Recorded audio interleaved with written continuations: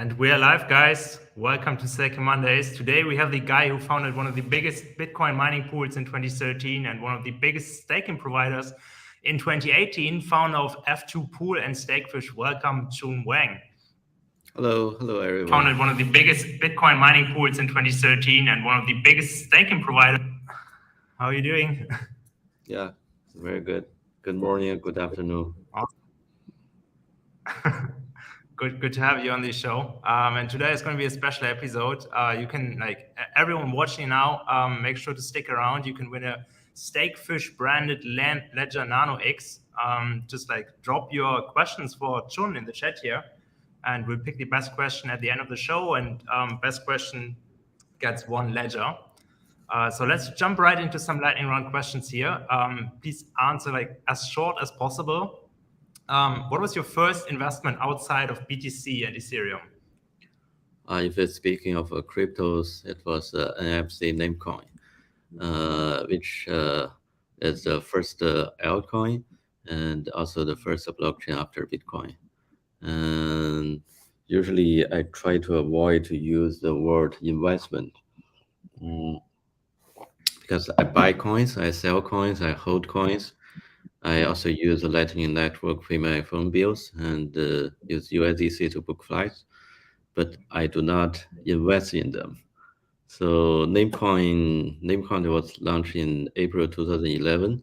It was the first of the first. So out of the original idea of BDNS, which also Satoshi used to part of it. So I do not remember when I bought my first Namecoin, but the price was like 0.03 BTC back then. So yeah, and I solo mined the first two Namecoin blocks in October 2011 when Namecoin network was stuck by so-called coin hopping with Bitcoin. So since the design of Namecoin did not have a feature to avoid the difficulty hopping between Bitcoin and Namecoin, so it was targeted by Bitcoin core developer Luke Jr. to with some double stamping attacks. So and later it was forced to switch to merge mining with Bitcoin in 2012. At some point, we have 99% of all the hash power on the Namecoin network. Together with iActCoin, iZeroCoin, DevCoin, it was one of the four major coins merge mined with Bitcoin. We also donated a few $1,000s to Namecoin development in 2013, 2014. The same group of developers also working on later Hunter Coin and later more recently Zaya project. That's a great story, man. It's probably the first ENS domain names ever in existence, right? Similar to pretty cool. ENS. Yeah. So what do you think is currently the most underrated project in crypto? Most underrated project? Maybe Stakefish. Stakefish underrated. So we started 2018 from Thailand originally, out of nothing, but only a domain name. So the .fish TLD, I think it's TLD, right? Top level domain. The .fish was introduced originally 2014. F2 pool is known as a fish pool. So I talked to my college to because his name was Bitfish. So I've been watching bit.fish's domain name for years. And one day it became available. So I back order this domain name and talk to them are we gonna to use this new domain name to do something? And I didn't get any positive feedback. So I decided to do it myself. And so basically we have nothing but a domain name, and I didn't know what to do with it. So Yeah, I started in Thailand, and initially organized the event in Bangkok, and grew up in Korea because we happen to have a few college joined us in Korea, and but we always have a kind of a diversity and decentralization deep in our culture. And Bangkok, I must say, Bangkok is kind of a quite a diversified place, and our team members come from all the different background. We have mm, men, women, even like transgenders, all the people, and yeah. So we never, when we started, we never thought of making money out of this. We even think like making money is something disgraceful. So, but I think once the Ethereum become POS, it's very likely Stakefish probably have a good chance to be worth more than after pool. So I do think Stakefish something seriously underrated. Awesome story there. Mm. So like who in the crypto industry like do you respect the most currently, or like who inspired you the most? Who in the crypto industry? Uh, Maybe Satoshi himself. I respect Satoshi because imagine like as far as 14 years ago, someone sitting in front of the computer screen already thinking something like Bitcoin, cryptocurrency, blockchain. When almost nobody else ever think about anything similar to this, and think about like someone later with billions of dollars of wealth but never move it. uh, I must say, like, only because of this, Bitcoin is worth. It's like Bitcoin, What I mean is, if we know Satoshi is, have a identity, such like if we know Satoshi is from U.S., he's American, then people from China, people from Russia may refuse to accept it. If we know Satoshi is Chinese, then maybe people from other countries may decide for similar reason. So Bitcoin has today's value is, I think, Satoshi become anonymous. It contributes a lot.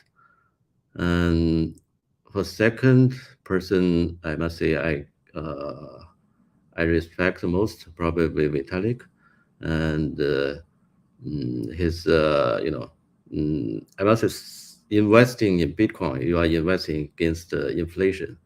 Investing in altcoin is like let's say this altcoin is not a spam coin. It's at the best it's like invest in a startup company, and there's a thousand reasons a startup company go failure, and a startup company exists because it's a company. Company by nature is it must make a profit, and but Ethereum is something different, kind of between Bitcoin and the altcoin. So you never heard from Vitalik how much money I want to make, how much profit I want to make out of Ethereum. We only hear about what's the plan for Ethereum, how we can bring blockchain technology to the next level. So for that reason, I must say I respect Vitalik the most, only after Satoshi himself. Yeah, that's interesting. And I mean, Satoshi is probably like one of the only founders like who became like anonymous very early on as well. Mhm. And yeah, contributed a lot to the decentralization of the space, I think. Cool stuff. And then another short question, like how much of your portfolio is staked? About 30%. All right, cool. Yeah. Yeah, that's great. And then what is an activity you do to relax from the wild crypto markets usually? Out of crypto market, Yeah, uh, for fun. for fun is I constantly looking for new countries to check into. I use a check-in because it's kind of different from a typical tourist. Be there, done that, and that's it. So I count how many countries I've done that and I've checked into, and I've been living in a nomadic lifestyle for a few years. And I used to be like real fan. And 2007 was the most crazy year, despite having a full-time job. From lock me up in the office from Monday to Friday. I only use a weekend to like. That year I traveled 75 and 900 75,900 kilometers on railways, only using weekend. That translates into typical trains running at 60 to 80 kilometer per hour. That translates to like 2 months only inside train cars, and the other 10 months you spend in sleeping and in the office. So I basically finished checking in all Chinese provinces in 2013 using trains, and then transferred as a frequent flyer. So despite the difficulty in travel amid the pandemic, I managed to visit 27 countries in the past 12 months, from Svalbard in the north to South Pole at the very bottom of the world. Wow, that's impressive. Which country do you like the most so far? Like which one did you enjoy the most? I'm currently in Malta, but if you let me choose, I'm kind of very interested in Svalbard. It's technically part of Norway, but kind of neutral by treaty. It doesn't, everyone regard their nationality. They'll be treated similar, at least by law. Uh, in reality, it seems not heading to the right direction, I must say. But it's still quite an interesting place to live in if you can, manage to find a place to live in. It's quite hard to find a place to live there. Yeah. Cool.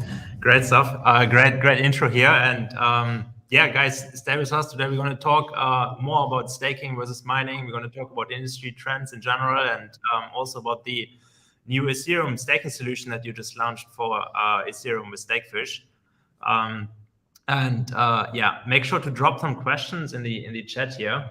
The best question, we'll pick it at the end of the show, and you will win a Ledger Nano X. And as the last episodes already, like this episode is sponsored by Lido Finance. Make sure to check them out. Lido is the market-leading liquid staking solution. With Lido, you can stake Ethereum, Solana, Terra, and you keep full liquidity via staking derivatives. And you can use it in extra like DeFi applications to generate additional yield as well. So yeah, make sure to check out Lido.finance. And for today, let's jump into some more long-form questions, John. I'm really excited to get this started with you. So let's start with like the beginning of your career. Like you already mentioned, like you were like very early into crypto in like 2011, right? Like how did you get into crypto? How did that happen? And like what inspired you to go like work full time in crypto and then like start F2 Pool and so on? I never think about full time in crypto in the first few years. Basically, in the beginning, I was voluntarily contributing to my computing power to a project called SETI at Home. That's a project aiming to find alien intelligence from radio telescope signals. So one day I read about Bitcoin on Slashdot and immediately fascinated by this idea. So I immediately switched my CPU power from SETI at Home to Bitcoin mining. But overnight I didn't mine a single Bitcoin. So second day I went to a local market try to buy some GPU, and yeah, and since then never stopped like working on crypto. But I must say, like first year I estimated like Bitcoin, why got my first GPUs. From my estimate, Bitcoin probably will survive more than 2 months. That's the reason, and I calculate I can pay back my graphical card, within 2 months. So that's the reason I originally started my Bitcoin almost immediately. But in the end, Bitcoin not just survived 2 months, but after more than 10 years, it's still going strong. That's something initially I never dare to think about. So, and Bitcoin, I didn't know about the economy of finance too much in 2011. So, Bitcoin was like an eye opener, and it's a whole new world open to me. So, uh, mm, yeah. So I think I learned a lot over the past decade, uh, and I think I'm still learning. Yeah, certainly. That's pretty cool. And it was the time where you still could like mine from your laptop, and actually make a lot of Bitcoin too. And Yeah. now you made it to like to start like one of the Yeah. biggest Bitcoin mining pools and one of Yeah. the biggest staking providers. So So in the first 2 years, I mined solo personally mined 7,700 bitcoins, and because of the transition to ASIC, I could not use GPU to mine Bitcoin anymore in 2013, and also I I rented four residential apartments for Bitcoin mining. Had a hash rate about maybe 20 to 30 gigahash per second. That's like maybe 0.4% at the maximum of a total network hash rate. So yeah, but in late 2012, there have been a few ASIC projects, and I also ordered a few ASIC units. And my first ASIC unit got delivered. I remember that day was March 18, 2011, and that changed my career entirely that day. So my first unit of ASIC arrived, and that single unit maybe like how big? This like as big as a normal computer. It has a hash rate like 60 gigahash per second. That's replace my entire operation and more. So, but it's gonna only consume a tiny amount of electricity. So I have no reason to keep the operation running. So, uh, and after 1 month, I started mining pool, which is kind of a service. Other miners can, direct their hash rate uh, to us. We operate the servers. So in almost 10 years of operation of a mining, Aptopo history, we mined more than 1 million Bitcoins. That's like 5%, more than 5% of the entire Bitcoin uh, uh, is mined from our pool. that's impressive. So you said you mined like 7,700 Bitcoins by yourself in 2011, right? Like, what did you do with them? 2012. Like, did you sell them or what? Yes, I sold all the Bitcoins from 2011, 2012, I think in January 2013, and paid back my initial loan because I actually I borrowed some money from my parents for the first GPU configuration, and so yeah, I remember the price was like $17.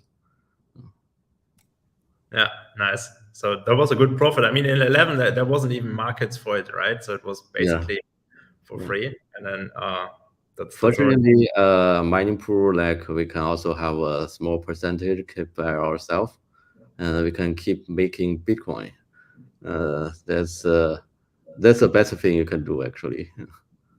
Yeah, that's amazing. And then you starting that, basically building your own ASIC there, the first ASIC probably, right?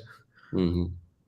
Yeah, impressive. So you have pretty good like insights into like mining and staking market, um, from both sides. And like, what do you think about the future for crypto? Like, which group of consensus algorithms will be better positioned to like, um, make it in the end, and to become ultimately like adopted from mainstream? And like where do you stand? Like more towards proof of work or more towards proof of stake? And what's your stance there?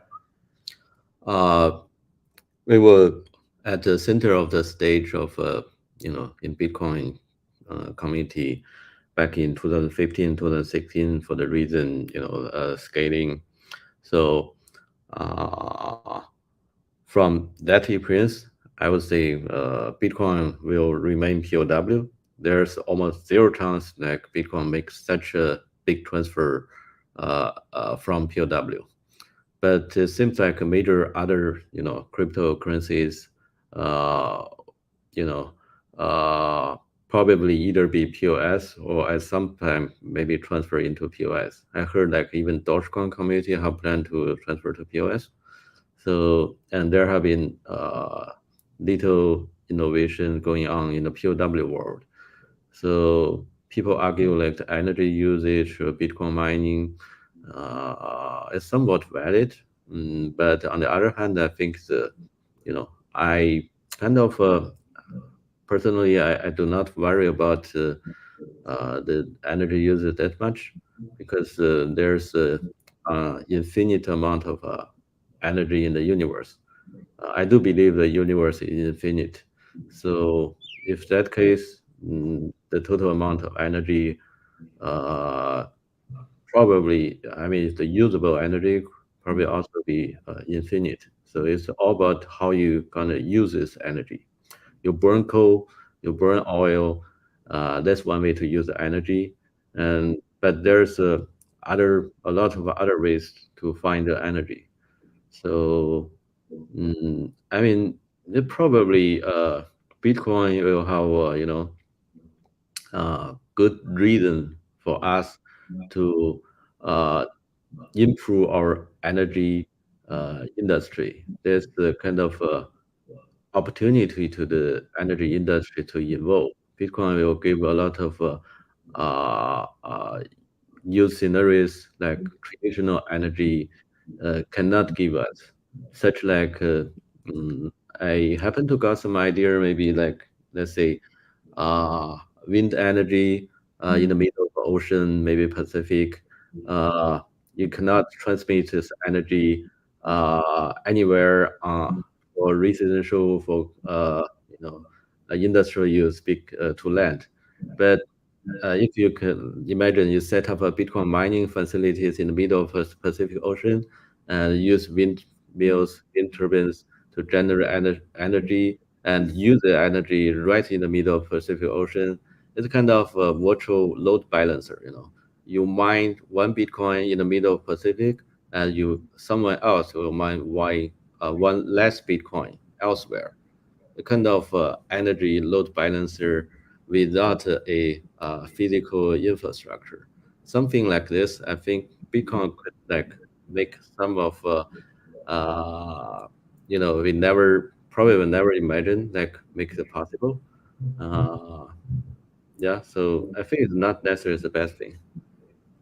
Yeah, cool. And then like, do you think that like that's kind of like a danger for the mining business, that it's like a physical thing, like it can be shut, like the recent ban in China and so on?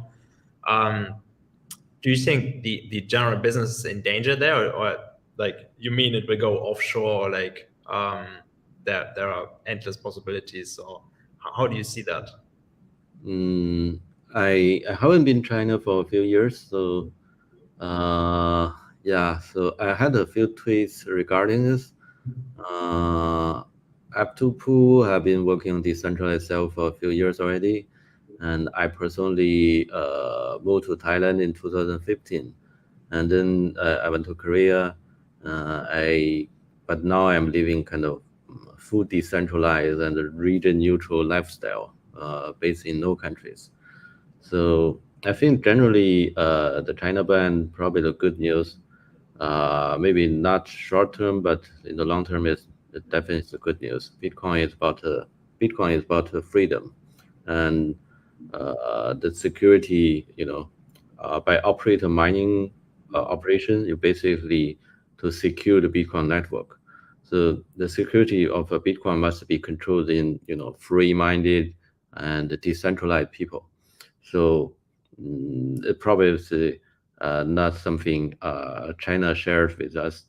So I think Bitcoin is heading to something more healthy ecosystem. With it has become more decentralized and become more free compared to a couple of years ago. All right. Yeah. And how do you see it in comparison to proof of stake there? Like, is it more free and decentralized than proof of stake, for example? Or like, what's your take there? Or are there similar risks in proof of stake kind of because it's younger and like there's not so much like mining power backing it up? Or Most of POS implementations by design is a lot of centralized compared to POW. So, but on the other hand, POS doesn't involve a lot of physical equipment. That's probably something beneficial because when you invest, millions, even billions of dollars in terms of mining machines, you kind of bond to the place you are mining. So, but it may be more difficult to shut down a Ethereum validator than shutting down a Bitcoin miner or Bitcoin mining farm located in a horrible state. That's why I spent some time to like investigate the if it's possible to mine Bitcoin in some neutral places, such as what I mentioned, Svalbard, Antarctica, in the middle of Pacific Oceans. That will probably, if that happens, probably will make Bitcoin more decentralized and make Bitcoin more free. But in the meanwhile, I think Ethereum is kind of something different compared to other POS blockchains. Uh, the Ethereum POS design could make this, its POS mechanism more decentralized compared to other POS design. all right. Yeah, that makes sense. Makes a ton of sense. So you've been very early, like making a bet on like the mining industry and then on the staking industry and like building industry leading companies there and identifying market trends very early. So what do you think is like the next big trend in crypto? I didn't think about crypto that much these days. Despite I'm still full time working on Stakefish, spending a lot of time on Web2Fu, but I think my focus, as I mentioned, I investors sometimes look into energy industry, but I think my hands is full. I also spend quite some time to look into like how to make life multiplanetary, and more importantly, how to make Bitcoin make cryptocurrency multiplanetary.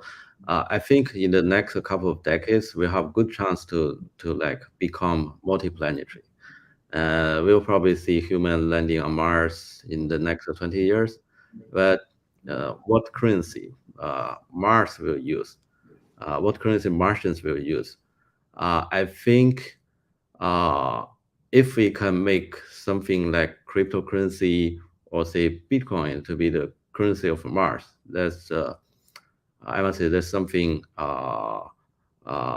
we would like to say. I personally would like to say, but sadly, Bitcoin is not yet ready for such a use case because the Bitcoin have a block span of 10 minutes, but the signal, from one way from the Earth to Mars is something like from I think 5 minutes to 20 minutes. That's one way, and the round trip is double that. So we cannot make Bitcoin without modification to effectively use, in a multiplanetary civilization. So I think maybe it's about time to invest some effort to how to make a blockchain, how to make a cryptocurrency, uh, uh, you know, design for a multiplanetary civilization. Uh, uh, Not just a cryptocurrency, I must say, as everything, such like if you have a, let's say, if you have a mobile phone, like you have an iPhone, and I think in the first couple of decades, even like centuries, probably for some time, we cannot manufacture uh, iPhone or something high-end electronics on Mars.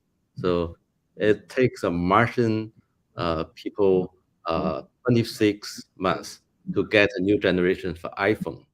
I think the future, the biggest festival on Mars, probably not New Year, but the day, every 26 months, when new spacecraft arriving uh, on Mars. So you got wait for 26 months to get a new generation iPhone. You found out there's no server from Apple on Mars. You cannot even activate your iPhone. So basically, it will change our entire industry. Either like a company set up data center on Mars, or you getting you know uh, replaced by other companies who will set up a data center on Mars. Uh, I think Bitcoin is the same. Bitcoin must also involve. If Bitcoin cannot involve, then other cryptocurrency will replace it. Yeah, cool. So how do you think will that be solved? Like, is it like some kind of Bitcoin or Ethereum side chain that settles like every once in a while on like the Earth's Bitcoin chain, or like is it, I don't know, Yeah, like it is another possible. currency It is or? possible. I do not want to spend too much time in this call to talk about a lot of technologies, but I would say it's a very feasible to design such a blockchain system for lagging, was interplanetary lag. So we just need to how to apply this to something like I still want to see Bitcoin become the most because Satoshi is his most neutral identity. So I still want to see Bitcoin to take this role, but how to make Bitcoin involve, that kind of challenge, how to make a consensus among the Bitcoin community, that's a challenge. Yeah. And it's also, I mean, there's so many other like innovative new like next generation layer one blockchains in the market right now. And we have Mm. like Solana, Polkadot, Cosmos, and so on. Do you think there will be even more layer one blockchains launching and like also be successful in the coming, or like did we already like saturate the market with like layer one chains here? There always be layer one chain launching, and but I think most of launchers, they probably have no idea why they do this. So, but to me, making a new layer one successful is much harder. I compare this to Bitcoin, Ethereum is like Android, iOS. So uh, launching a new layer one project, it's much like launching a new mobile OS uh, to compete with Android, iOS. Not even Microsoft can do it. So because there's a whole bunch of ecosystem behind either Android and iOS. Unless you have a very good idea and you prepare to to fail, I don't think it's a good idea to launch a new layer one. Yeah. no, that makes sense. It's probably like if there's like another layer one, it's like I don't know, like the car market. Everyone said it's hard to launch another car, and then Elon Musk launched Tesla or something. But it has to be like super innovative to really make an impact, I Yes. guess. Yeah. So like speaking of that, like what do you think are the most interesting projects for like crypto layer one blockchains in the market for you right now, or like applications as well? Like what's really interesting for you? I'm all in Ethereum. So Ethereum POS, that's the most interesting thing we are following, and I must say we are all in. So I think something, yeah. Mm, I don't think anything else beyond Ethereum that attracts me that much. Yeah, that makes sense. Cool. So, like, how is the life for you? Like running one of the biggest Bitcoin mining pools and like one of the biggest staking providers. How do you manage your time, and how do you like how much time do you spend on like each company and so on? And then like you live a nomad lifestyle, and um, how is that for you? Like, how do you spend your time like working like on those two companies at the same time? I used to spend time a lot on mining pool because I think, kind of a Bitcoin believer, and but these days, I mentioned like soon after the Ethereum POS transition, I think soon Stakefish probably will worth more than F2 pool. I think, and also Stakefish, I must say Stakefish have a far better team compared to F2 pool. Even after years of working on decentralized that company, it's still very Chinese. And even myself have a kind of a difficulty to communicate with the people over there. So I don't know. So I think it's probably more wise to invest time in Stakefish. And I do think Stakefish over time will be a great company and great team, and because we have the root of decentralization and diversify in our culture, and we are uh, mostly crypto believers. Uh, that's uh, I do think, yeah, Stakefish will be great. Yeah, I can share that. I mean, I've met some people from your team, like amazing people you have there. Like, how do you organize the team, and what is it like for them to like working for Stakefish? Like, how is your company like? And also, like another question, like you already mentioned, like the name Stakefish. Is Mhm. it like from those domain you scooped up in the beginning there, or like is Yeah. there another story around the fish? Yeah, I briefly mentioned in the previous question. So F2 pool, F is kind of a fish. So we are known as a fish pool also, and our logo is kind of a fish. So that's actually how the fish name from. And uh,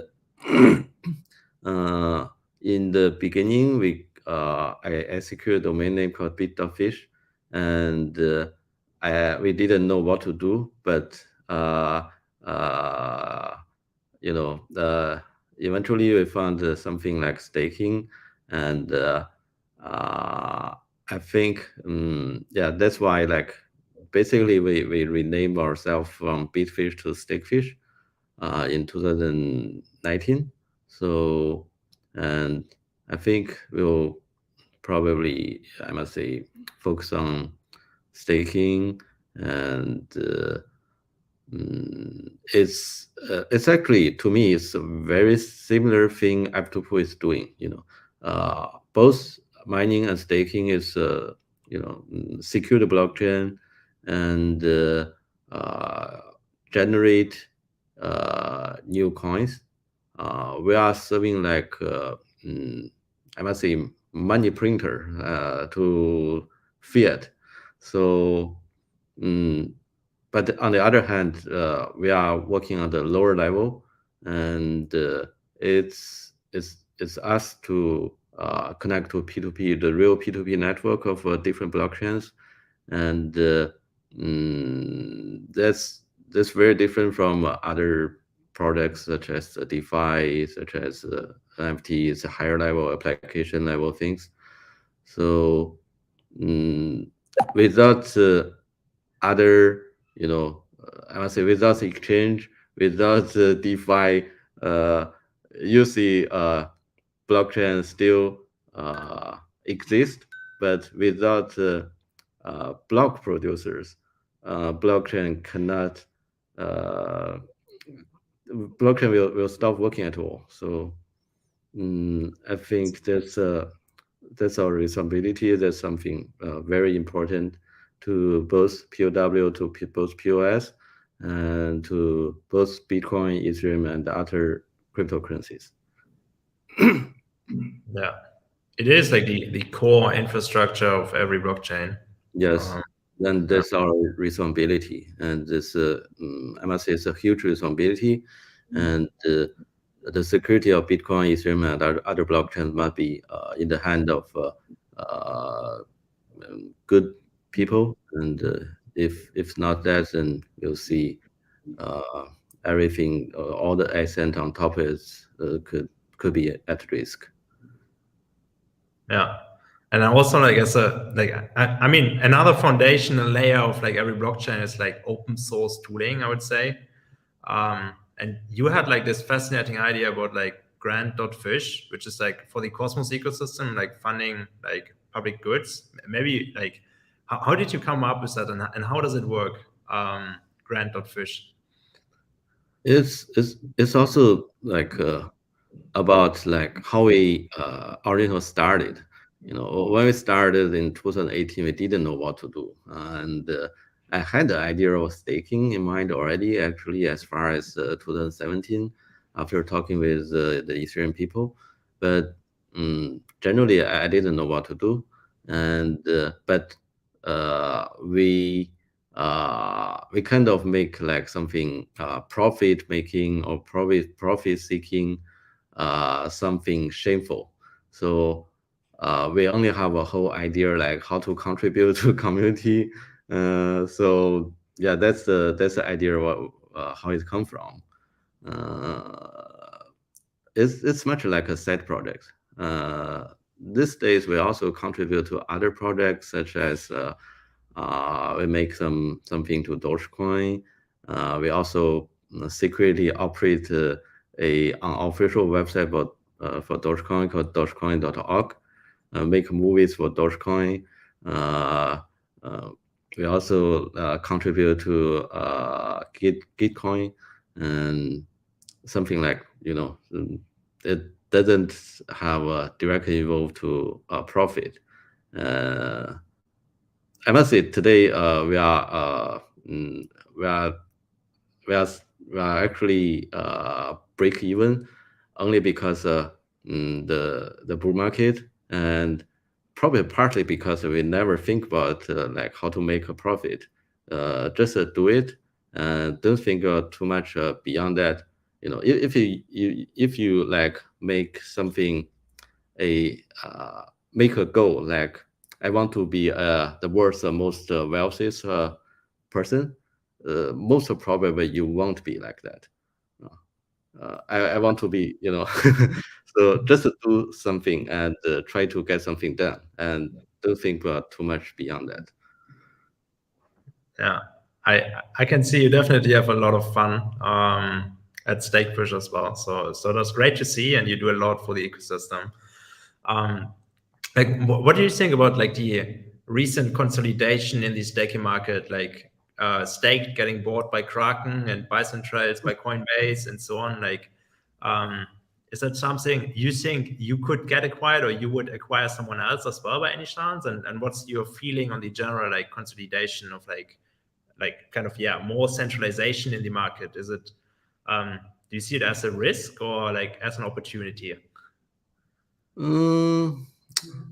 Let me tell you some history. In the beginning of Afterpool, we see, it was 2013. We see DeepBit we see GHIO.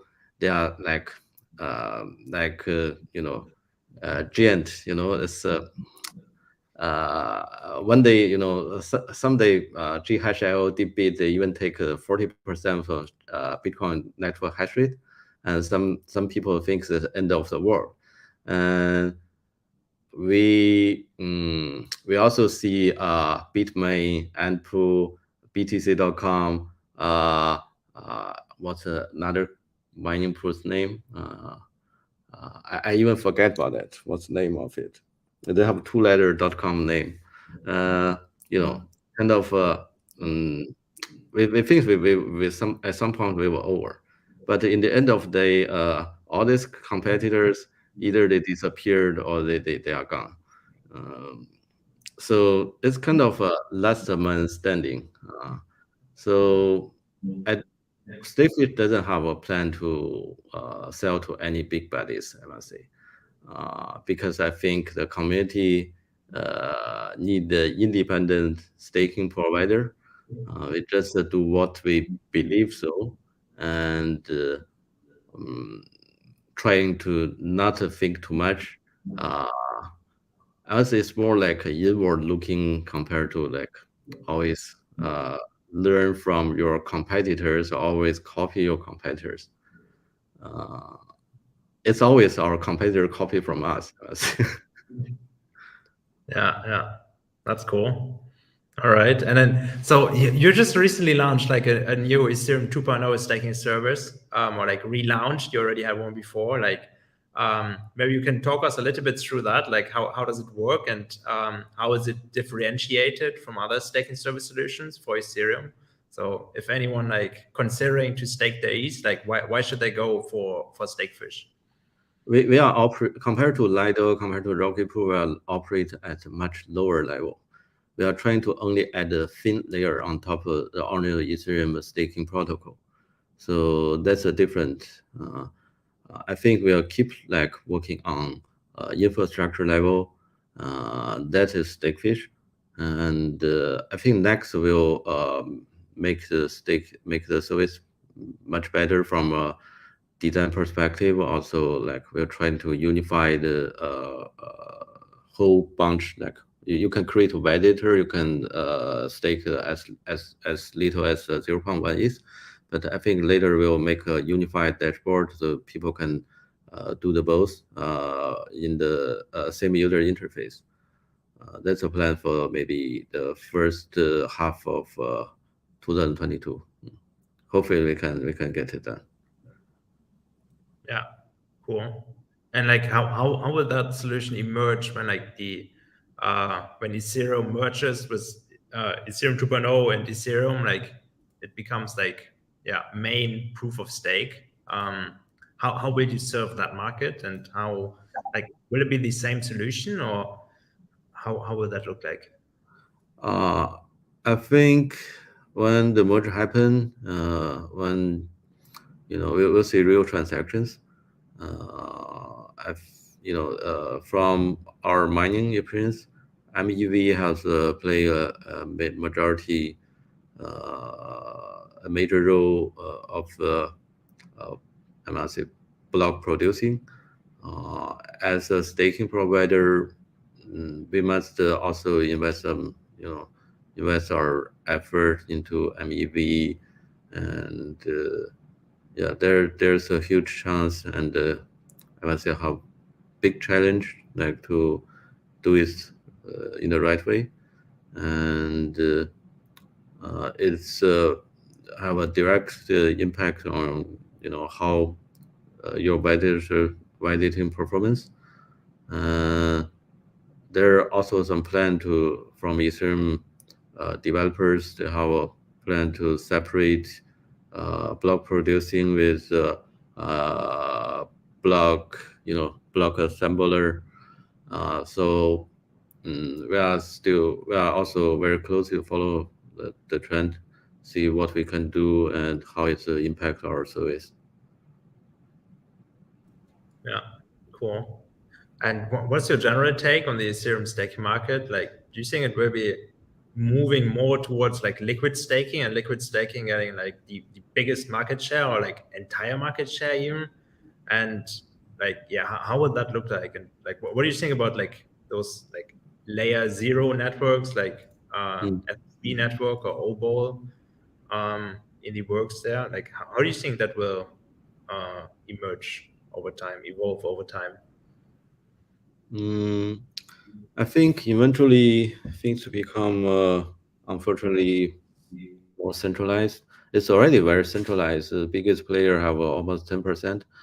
But I only hope like we will see some biggest ones control the majority, such like what we've seen from Bitcoin, Debit, GHIO, those kind Bitmain.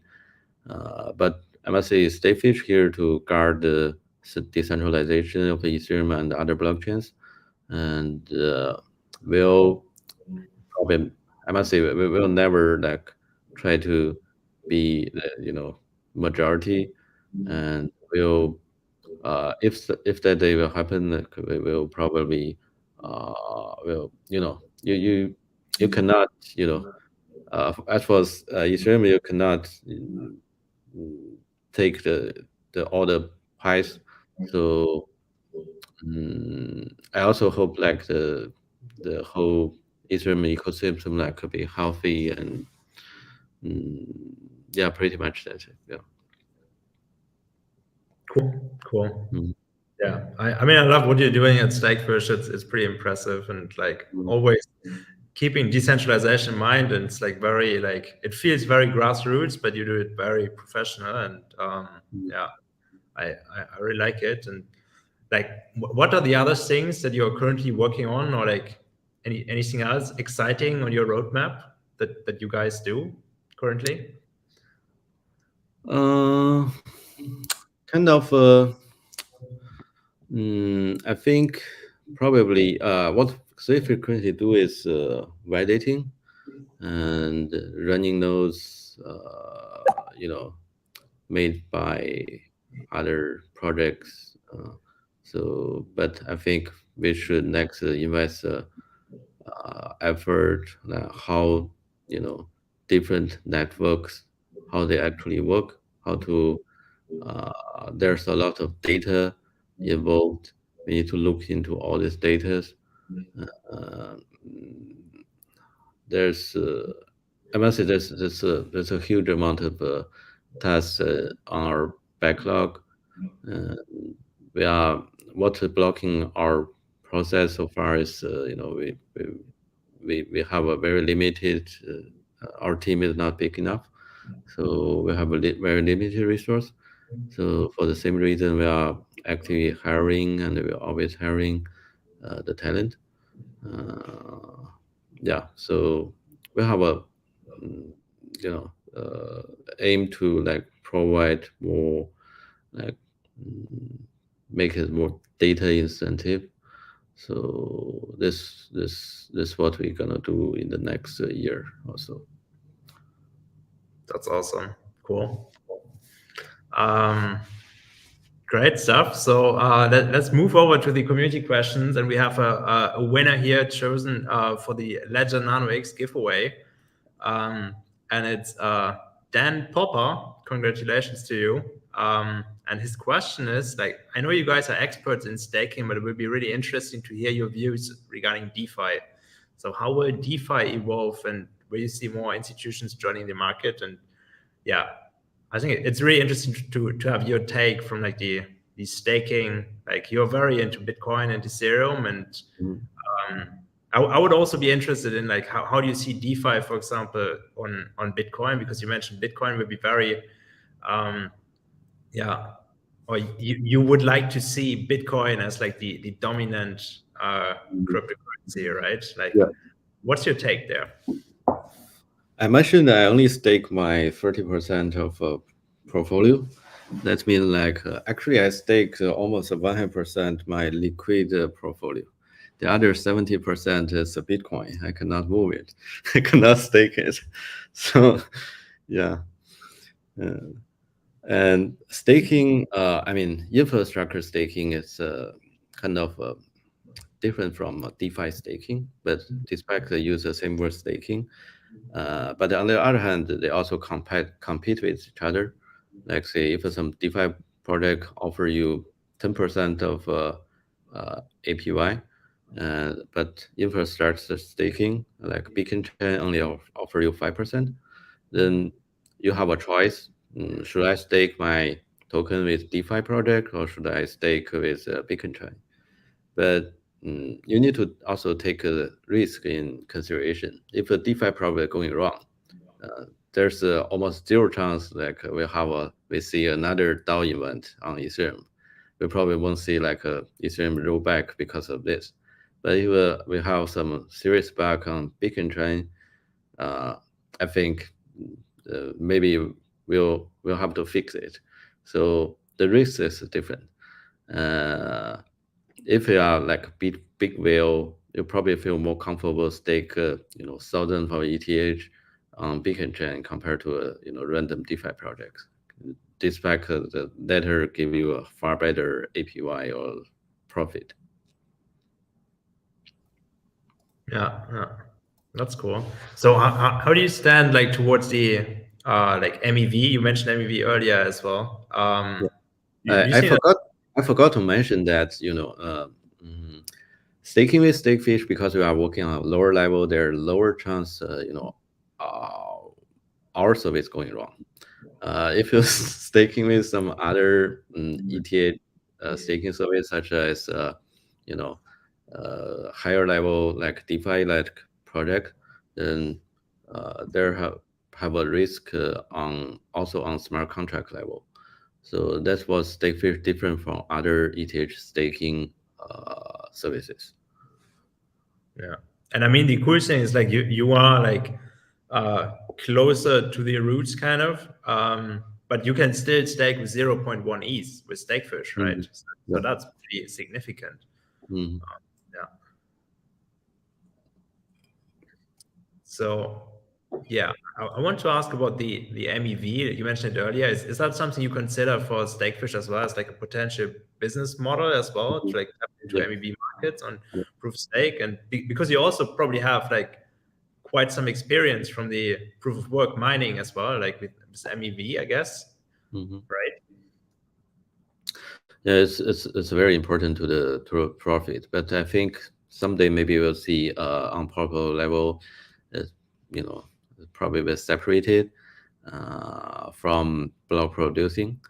I think it's something probably will happen. Uh, I I've seen with people like Vitalik like mm, use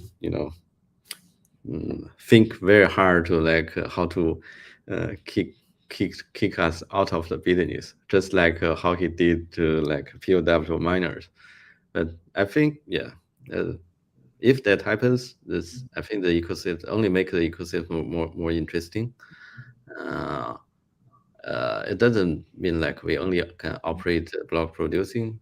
What we can do is also like we can also operate the other like block creation, block assemble, and uh, further divide this few rows on the blockchain only makes uh,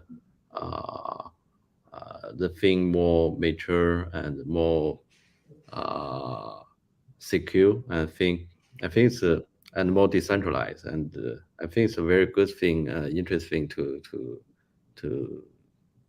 to see. Huh? Yeah, certainly. I mean, there's no way to prevent it. I think you can just like limit it in some way, but yeah, I mean, there's a lot of potential business options since like, um, as you mentioned, it's like it's the core infrastructure of any blockchain network, Mhm. mining and staking, and it's essential. Mhm. Um, yeah. The most interesting thing on Ethereum is like Ethereum. Those people always trying to uh, fair us. I must say, they initially they trying to fair all the miners, they you know also, if you see what happened in EIP 1559, and we were probably the only major mining pool support that. And it doesn't matter how miners say, we knew that, and we think it's a good thing to the whole ecosystem. That's why we supported that, because even though like we do not, it's still happen. So I think there, maybe someday staking pool, staking provider will also be target to Ethereum, and I think that only makes the Ethereum a better blockchain. And if that's a good thing to the whole ecosystem, we definitely will also support the approach. I think that's already in the plan. So yeah. Yeah. Cool stuff. Yeah, that's great. And yeah, I think we learned a lot of stuff today. Thanks a lot for all your insights here. As like coming from the mining business, like now operating Stakefish as the biggest, and you think Stakefish will actually become much more profitable in the future. So that's also like a clear take for you to like, okay, like proof of stake is the way to go, right? For everything, like even Dogecoin moving to proof of stake and so on, as you mentioned earlier. So yeah, it's a very exciting space, and you do amazing work there. With everything you do at Stakefish, you have a great team, and continue to innovate and support the network, support decentralization, and have like great, low level Ethereum staking solution. Where like which is more secure, and you can stake with like just 0.1 ETH, which is quite nice. So make sure to check it out, guys. And yeah, like how can people learn more about you and Stakefish? Like where can people follow you? Follow our Twitter account. My Twitter account is Satofishi, SATOFISHI. And the Stakefish Twitter is just a Stakefish. All right, cool, nice. So we're at 1 hour sharp here. Thanks a lot for being on. Guys, make sure to check out the previous episodes of Stacking Mondays as well. And subscribe to the channel. Hit the bell button, and make sure to tune in for the next episodes as well. Thanks a lot for having you on, Chun, and good luck, great success with Stakefish going forward. And as always, happy staking. Yeah, and thank you to Staking Mondays. Awesome, thank you.